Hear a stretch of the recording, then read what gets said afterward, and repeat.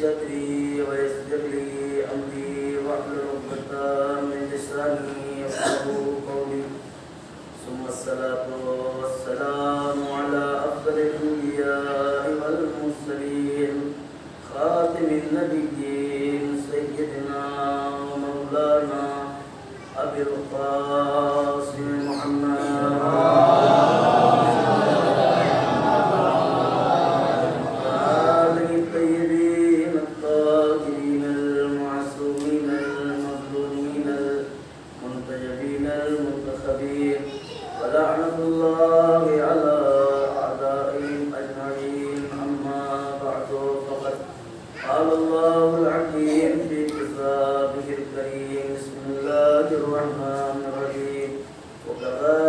جعلناكم أمة وسطا لتكونوا شهداء على الناس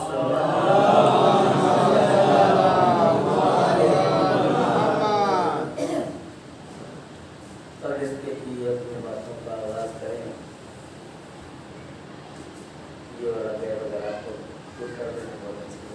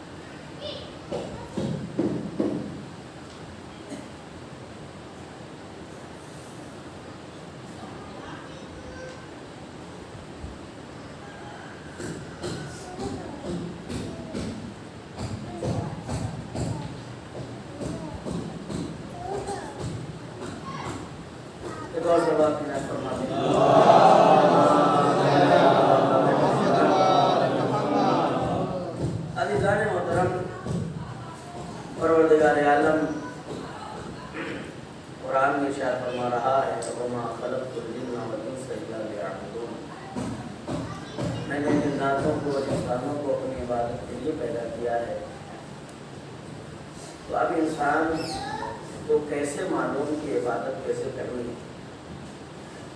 اے پروردگار تو نے انسانوں کو پیدا کیا, تو نے جناتوں کو پیدا کیا, تو یہ کیسے معلوم ہو کہ کیسے عبادت کرنی ہے, کہاں عبادت کرنی ہے, کتنی رکعت نماز پڑھنی ہے, ہمیں کیسے معلوم ارکان حج کیا ہیں, ہم کہاں سے معلوم کریں کہ نصاب زکوٰۃ کیا ہے؟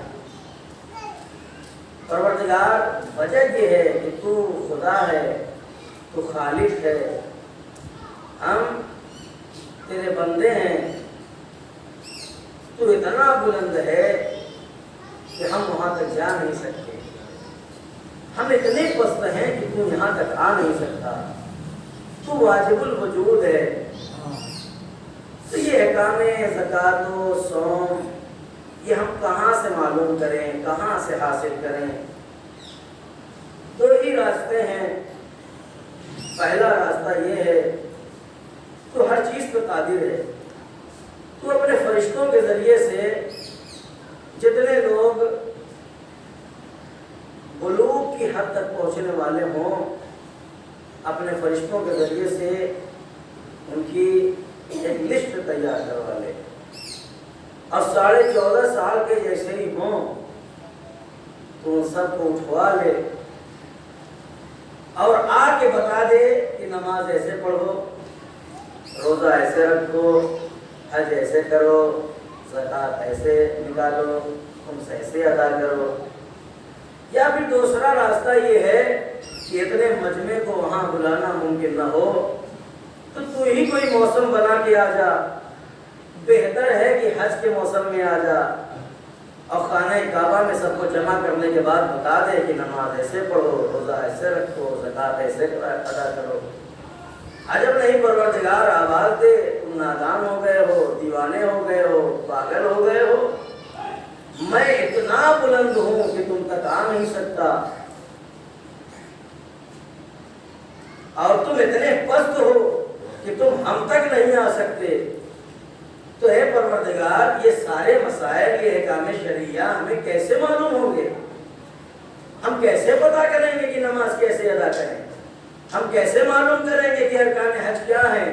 कहा इसीलिए तो कुरान में हमने इरशाद फरमाया, वकज़ालिक जअलनाकुम उम्मतन वसतन लितकूनू शुहदा अलन्नास। ऐ अहले बैत मुस्तफा, हमने आपको अपने और अपने बंदों के दरमियान उम्मत वसत बनाया है, जिनका काम ये है कि वो हमारे अहकाम को हमारे बंदों तक पहुंचाएं और हमारे बंदों की फरियादों को हम तक पहुंचाएं। तो अज़ीज़ाने मोहतरम, ये बातें हो गई। अब अल्लाह ने अहले बैत मुस्तफा को नूर से पैदा किया और नूर से पैदा करने के बाद हम जैसा बशरी लिबास दिया। अब बशरी लिबास का होना अहले बैत की मजबूरी नहीं है, हमारी जरूरत है। हमारी जरूरत किस तरीके से है? कहा कि मूसा जैसे नबी ने जब जलवा देखा तो बेहोश हो गए, तो उम्मत पे क्या हैसियत थी कि वो मसले पूछती। लिहाजा इनके ऊपर बशरियत का, नूर के पैकर हैं लेकिन बशरियत का लिबास चढ़ा दिया गया, गिलाफ पहना दिया गया ताकि हम फायदा हासिल कर सकें। ये माइक है, ये तार है, इस पर प्लास्टिक का कवर है लेकिन इसके अंदर बिजली है। ये पंखा चल रहा है, इसके अंदर बिजली है। इंसान बच्चा बटन दबाता है, पंखा चालू हो जाता है। माइक की बटन चलाई, माइक चालू हो गया। लेकिन यही इसकी असली जो बिजली है, जो तार में 11,000 के तार में होती है, अगर उसे कोई पकड़ ले तो क्या आलम होगा। ये ऐसी तरीके से पावर हाउस में चले जाइए, वहां हड्डी बनी रहती है, खतरे का निशान बना रहता है। क्या मतलब है? इसका मतलब ये है कि अगर उसे छुओगे तो इसी तरह हड्डी हो जाएगी। तो अज़ीज़ाने मतलब क्यों का? इसलिए कि वहां बर्क अपनी असली हालत में है, यहाँ कवर चढ़ाया गया ताकि हम फायदा हासिल कर सके। बात समझ में आ रही है? अगर वहां हम छूने की कोशिश करेंगे, वहां हम मस करने की कोशिश करेंगे तो हम जिंदा न बचेंगे। यहाँ बार बार छूएंगे, कुछ ना होगा। कहा कवर इसीलिए चढ़ाया गया ताकि हमें फायदा हासिल हो। तो अहले बैत नूर के पैकर है, नूर के पैकर को हमारी गुनाहगार आंखें देख नहीं सकती। लिहाजा अल्लाह ने बशरियत का गिलाफ चढ़ाया कि हम देख सके। जब तक हम देखेंगे नहीं तो हम फायदा कहां से हासिल करेंगे? सलवात पर देर पर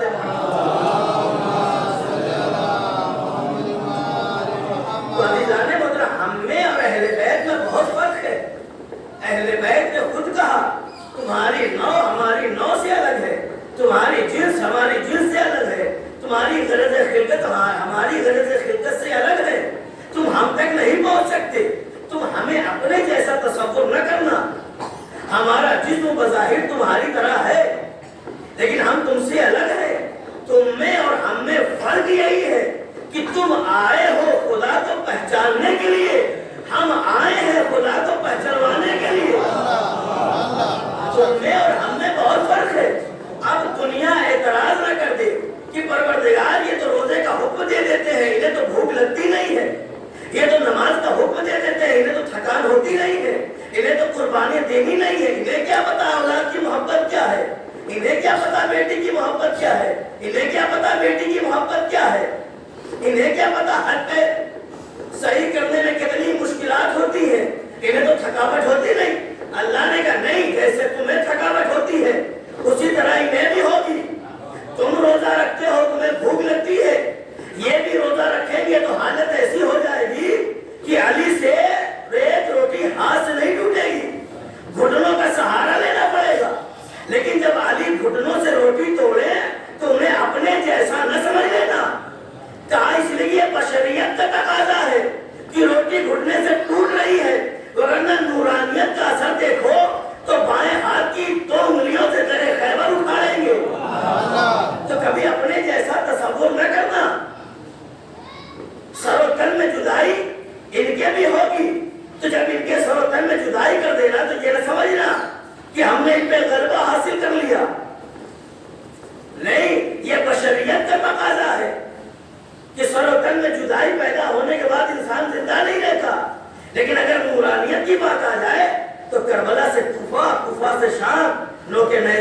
تلاوت قرآن کر کے بتائے گا کہ ہم تمہارے جیسے نہیں ہیں.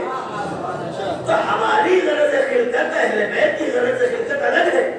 ہماری نوع ہماری جنس اہل بیت کی نوع اور جنس سے الگ ہے. ہم چاہ کر بھی ان کے مقام تک نہیں پہنچ سکتے. اب اللہ نے ہمیں پیدا کیا آگ ہوا مٹی پانی سے، لیکن اہل بیت کو ان ساری چیزوں سے پیدا نہیں کیا گیا. اہل بیت کو پیدا کیا گیا جوہر بقا، جوہر ارتقا، جوہر علم، جوہر نور، جوہر خوشبو سے. یعنی جن چیزوں سے ہماری روح پیدا ہوئی ان چیزوں سے اہل بیت کا جسم پیدا ہوا.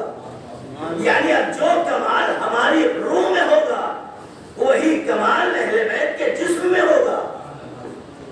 ظاہر سی بات ہے.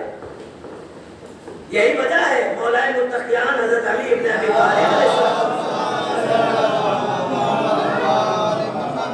کی خدمت میں کچھ لوگ آئے، آنے کے بعد کہتے ہیں یا علی یہ بتائیے کہ آپ کی روح کس چیز سے بنی ہے؟ تو مولا نے کہا یہ تمہارے سمجھ کے باہر ہے، تم نہیں سمجھ سکتے. تو سوال کرنے والے بھی بڑے ہوش مند تھے، عقل مند تھے.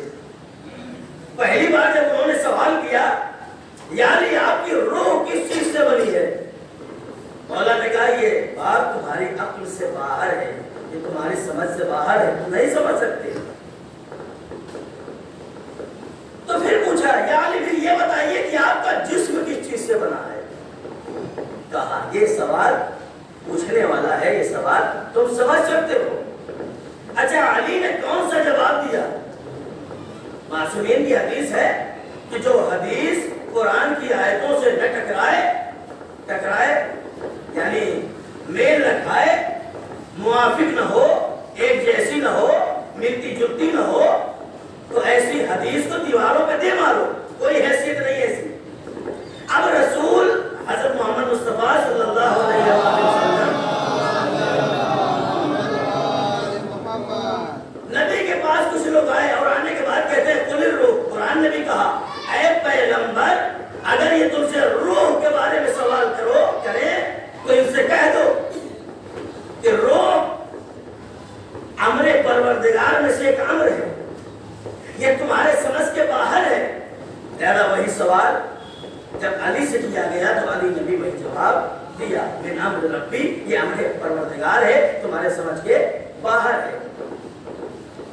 تو اہل بیت نے بتایا جس چیز سے تمہارے جسم کو روح کو پیدا کیا گیا اسی چیز سے ہمارے جسم کو پیدا کیا گیا.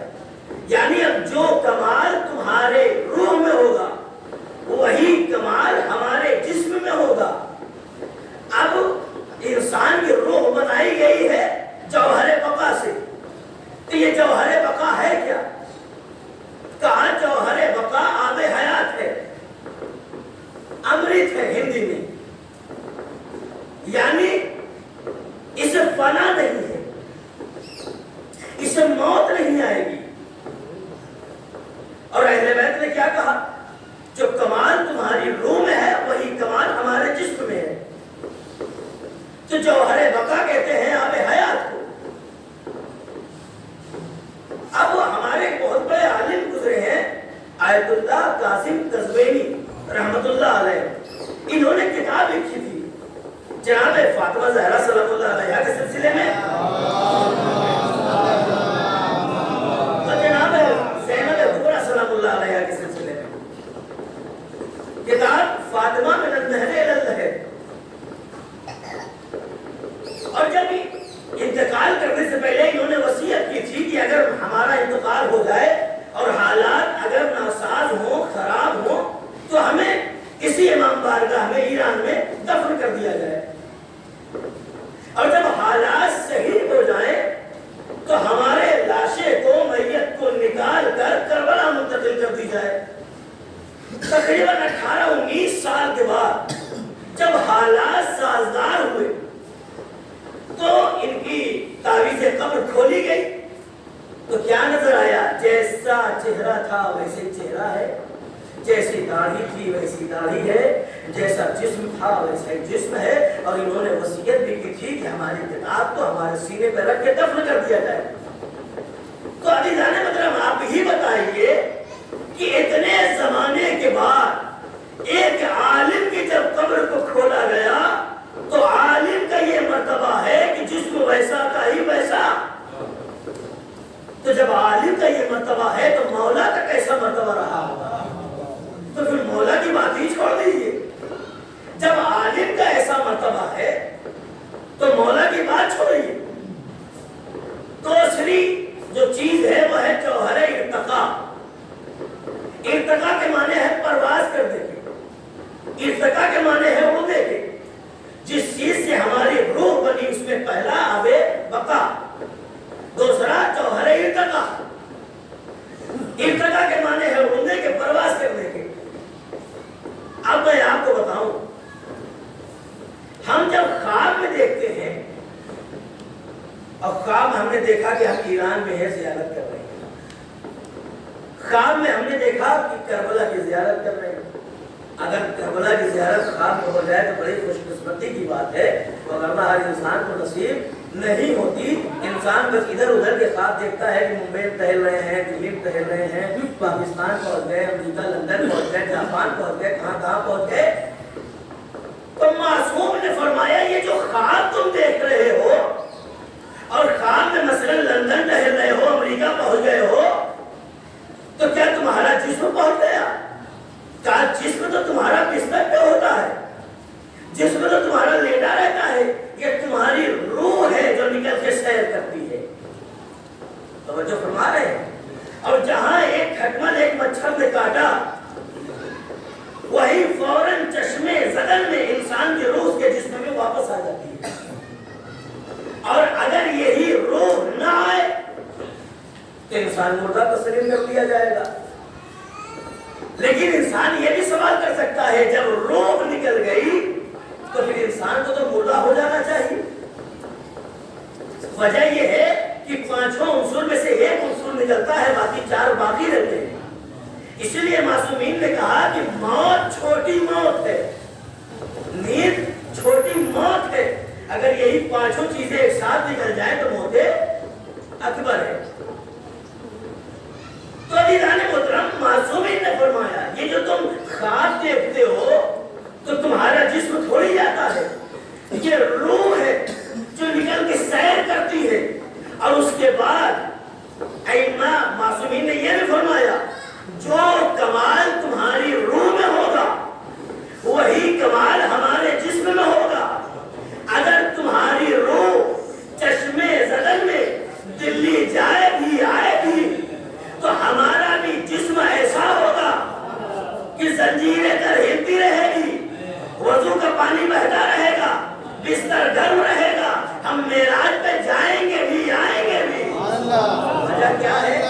وجہ یہ ہے کہ جو کمال تمہاری روح میں ہوگا وہی کمال ہمارے جسم میں ہوگا۔ اب ایک اعتراض بھی یہ ہوتا ہے کہ معراج کے اوپر اتنی کتابیں لکھ دی گئی کہ پہلے آسمان پہ یہ ہوا، دوسرے آسمان پہ یہ ہوا، تیسرے آسمان پہ یہ ہوا، چوتھے اور پانچویں اور چھٹے ساتویں آسمان پہ یہ ہوا، ملائکہ سے باتیں ہوئی اور فرشتوں سے باتیں ہوئی، نماز جماعت ہوئی اور یہ ہوا اور جنت کی سیر کرائی گئی اور ساری چیزیں۔ تو دیکھنے میں تو ایسا لگ رہا ہے، سننے میں ایسا لگ رہا ہے کہ یہ 2-3 مہینے کا کام ہے۔ بھئی پہلے آسمان پہ یہ ہوا، دوسرے آسمان پہ ہوا، ساتویں آسمان پہ یہ ہوا، جنت میں یہ ہوا، یہاں پہ یہ ہوا، ملائکہ سے بات ہوئی، فرشتوں سے بات ہوئی، اتنا عمل پیغمبر نے انجام دیا اور آپ کہتے ہیں زنجیر ہلتی رہی واپس آ گئے، وضو کا پانی بہتا رہا واپس آ گئے، بستر کی گرمی باقی رہی واپس آ گئے۔ تو ایسا لگ رہا ہے کہ یہ جسمانی معراج نہیں ہے، روحانی معراج ہے۔ اعتراض ہوتا ہے نا کہ پیغمبر کو جسمانی معراج نہیں ہوئی ہے، پیغمبر کو روحانی معراج ہوئی ہے۔ تو وہی سمجھانا چاہ رہا ہوں۔ معصومین نے کیا کہا؟ جو کمال تمہاری روح میں ہوگا وہی کمال ہمارے جسم میں ہوگا۔ لیکن لوگ اعتراض کرتے ہیں کہ اتنی ساری تاریخیں ہیں کہ یہ ہوا وہ ہوا، معراج میں یہاں گئے وہاں گئے، تو دیکھنے میں سننے میں ایسا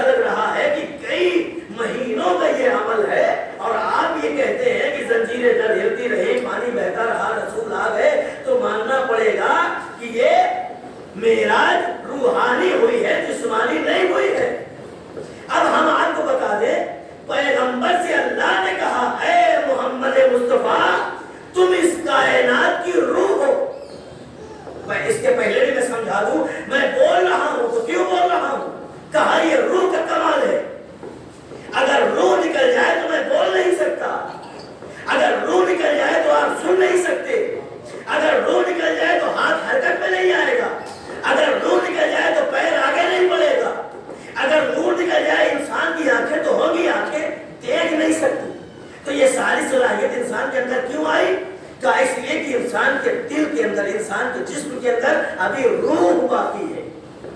یہ سارے کام روح کروا رہی ہے. یہ جو میں بول رہا ہوں یہ روح کی وجہ سے ہے. یہ جو میں دیکھ رہا ہوں یہ روح کی وجہ سے ہے. یہ جو آپ سن رہے ہیں یہ روح کی وجہ سے ہے. اگر روح نہ رہے گی یہ ساری حرکتیں عالم وجود میں نہ آئیں گی. اب اللہ نے پیغمبر سے کہا اے پیغمبر تم کائنات کی روح ہو. توجہ فرما رہے ہیں؟ تم کائنات کی روح ہو. جب تک تم اس کائنات میں موجود ہو ہم اس پہ عذاب نہیں کر سکتے. اس لیے رحمت للعالمین بنا کے بھیجا. تو تم کائنات کی روح ہو.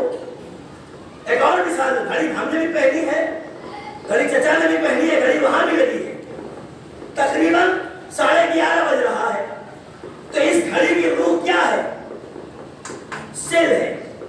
اگر سیل نکال لیا جائے تو اس کی روح نکل جائے گی. تو گھڑی اگر 11:30 پہ سوئی ہے تو 11:30 پہ رک جائے گی. توجہ فرما رہے ہیں؟ مجمع بہت خاموش ہے اس کی وجہ سے. سلوات پڑھتے ہیں.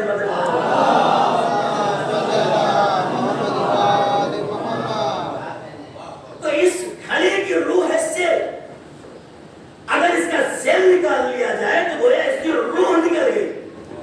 تو گھڑی اگر 11:30 پہ ہے تو وہیں پہ رہے گی. اب چاہے آپ سیل 1 دن کے بعد لگائیے، 5 دن کے بعد لگائیے، 1 مہینے کے بعد لگائیے، 2 مہینے کے بعد لگائیے، 1 سال کے بعد لگائیے، جب روح ڈالیں گے تو گھڑی کہاں سے شروع ہوگی؟ 11:30 بجے سے شروع ہوگی. 1 نہیں بج جائے گا، 5 نہیں بج جائے گا، وہیں سے شروع ہوگی جہاں پہ اس کی روح نکلی تھی. اب اللہ نے کہا ہے محمد تم کائنات کی روح ہو. اب اللہ نے محمد کو عرش اعظم پہ بلایا، یعنی اس کائنات سے محمد اس کائنات میں گئے تو گویا کائنات کی روح نکل گئی. کائنات کی روح نکل گئی. پانی جہاں بہ رہا تھا وہیں بہتا رہا، وہیں ٹھہر گیا. گرمی وہیں ٹھہر گئی، زنجیر وہیں ٹھہر گئی. اب پیغمبر 1 مہینے کے بعد آئے ہو، 5 مہینے کے بعد آئے ہو، 1 سال کے بعد آئے ہو، اب جیسے اس کائنات میں، اس کائنات سے اس کائنات میں آئے تو کائنات کی روح واپس آ گئی. تو زنجیر وہیں سے ہلنے لگی، پانی وہیں سے بہنے لگا.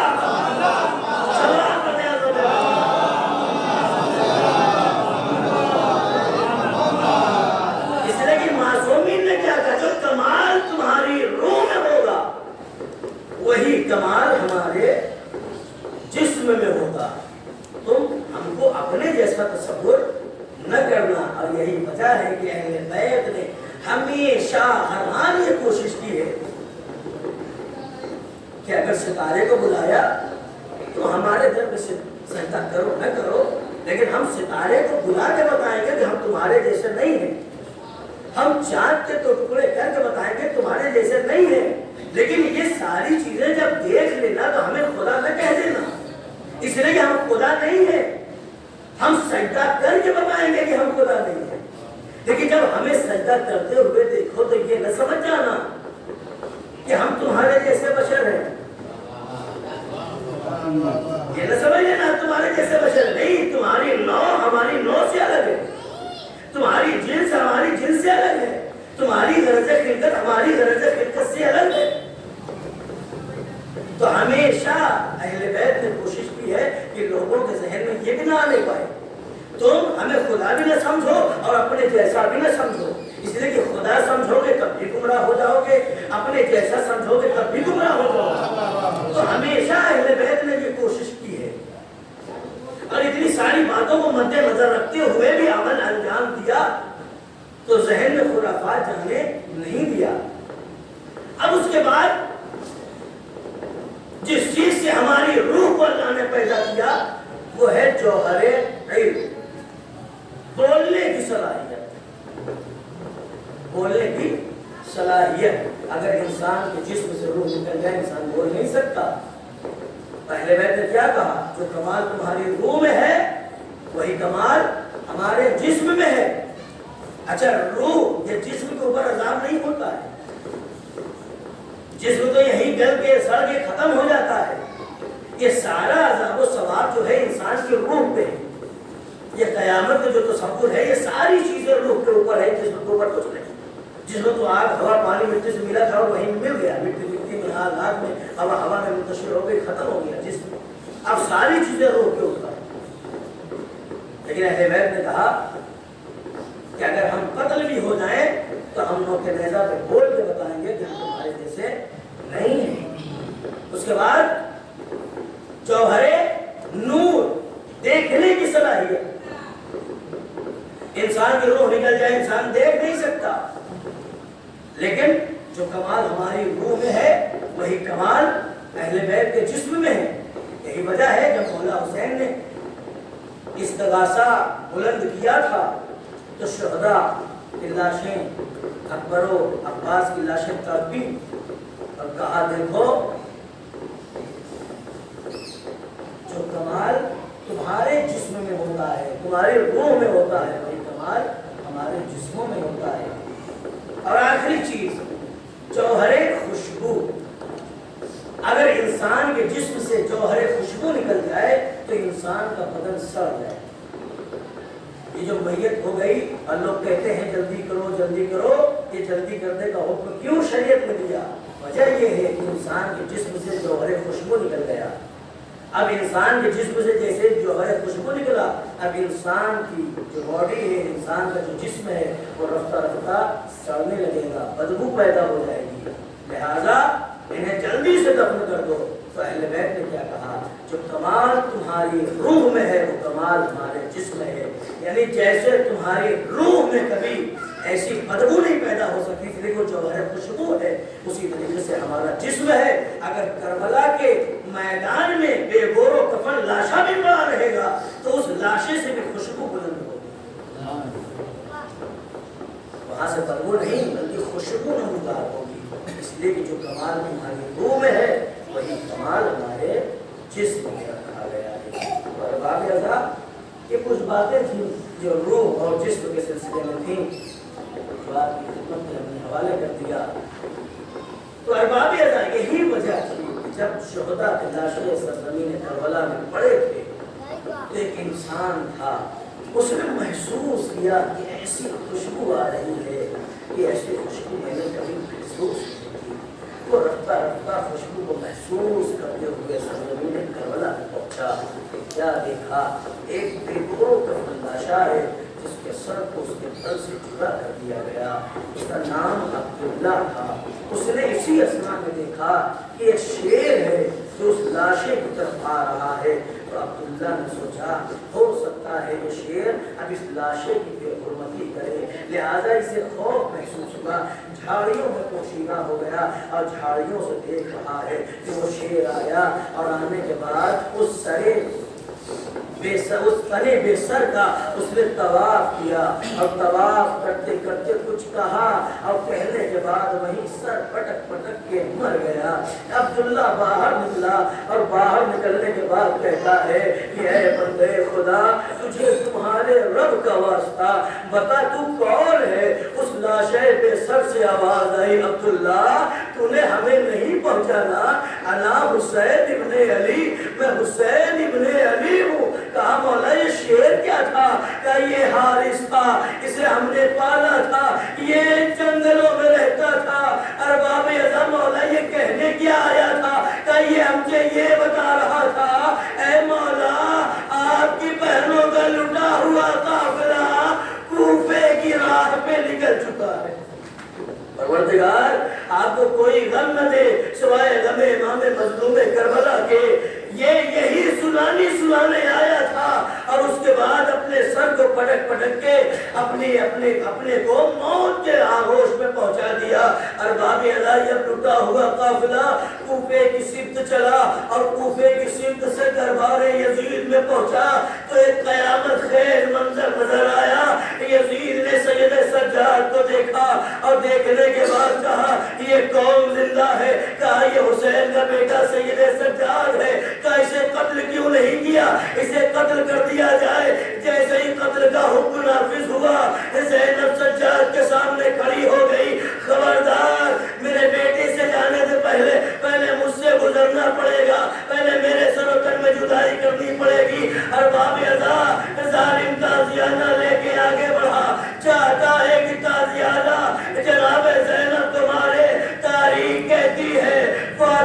کی کنیز فضا جناب زینب کی ڈھال بن کے کھڑی ہوئی، جناب زینب کی ڈھال بن کے کھڑی ہوئی، کہا او ظالم تمہیں شرم نہیں آتی؟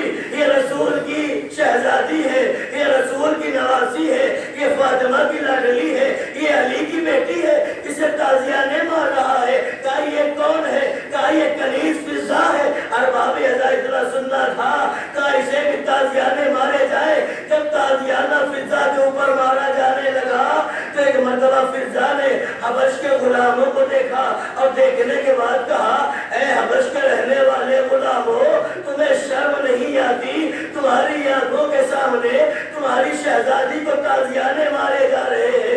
اتنا سننا تھا، ایک مرتبہ ضمیر جاگا، تلواریں نکل گئی، یزید خبردار، ہماری شہزادی کو تازیانے نہ لگنے پائے۔ یہ منظر جیسے ہی زینب نے دیکھا فوراً نانا کا رخ کیا، اے نانا، ارے ہم اہل بیت پہ کیسی مصیبت آ گئی ہے کہ کنیز کی حمایت میں اتنے غلام کھڑے ہو، لیکن ہمیں دیار بدیار بتایا انا للہ و انا الیہ راجعون۔ سیعلم الذین ظلموا منهم پروردگار تجھ واسطہ ہے محمد و آل محمد کا ہماری سے معلوم فرما، پروردگار تجھ واسطہ ہے محمد و آل محمد کا حاضر جس کی حاجات کو پورا فرما، پروردگار تجھ واسطہ ہے محمد و آل محمد کا ہمارے ایمان کو ضرور متعلق فرما، رحم کا درجہ بلند فرما، اور جوار معصومین میں جگہ عنایت فرما، پروردگار تجھ واسطہ ہے محمد و آل محمد کا ہمارے ایمان کو ضرور متعلق فرما، ہم سب کو ایمان کے ناصر اللہ شمار فرما، ربنا تقبل منا نماز مدرسہ رحمت اللہ